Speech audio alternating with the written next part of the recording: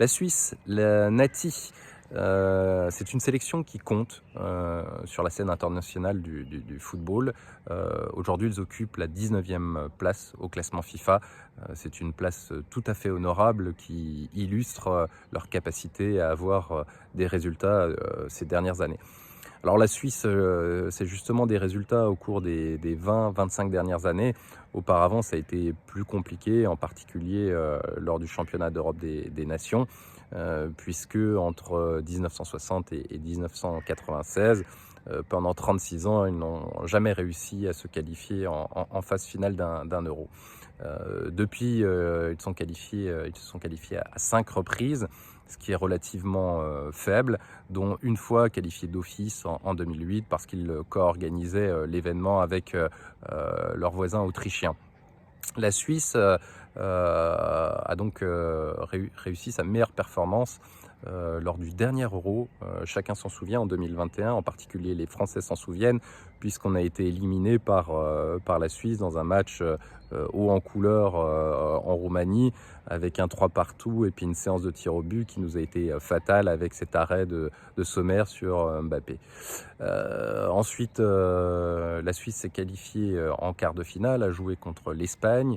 Ils ont fait un partout, mais se sont fait sortir à leur tour au tir au but. C'est donc leur meilleure performance lors d'une compétition d'un euro. Et donc, évidemment, ils voudront faire nettement mieux lors de l'euro en Allemagne.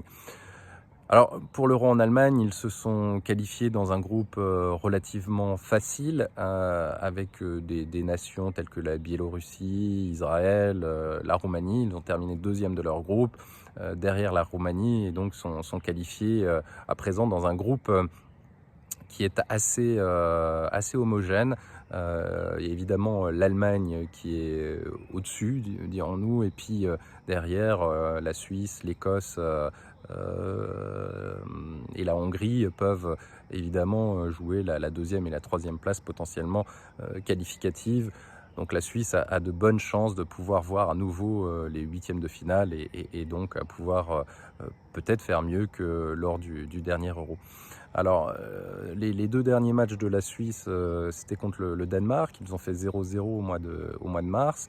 Ils ont gagné 1-0 contre l'Irlande.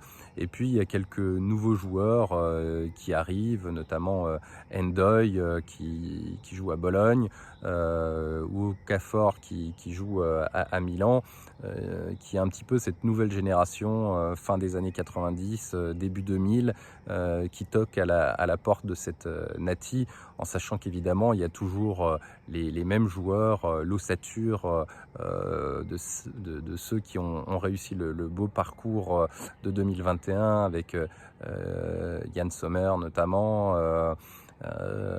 avec également Akanji, le défenseur de Manchester City. Donc cette équipe de Suisse peut jouer les troubles faits déjà dans son groupe et peut éventuellement aboutir en huitième de finale et faire pourquoi pas mieux que lors du dernier Euro.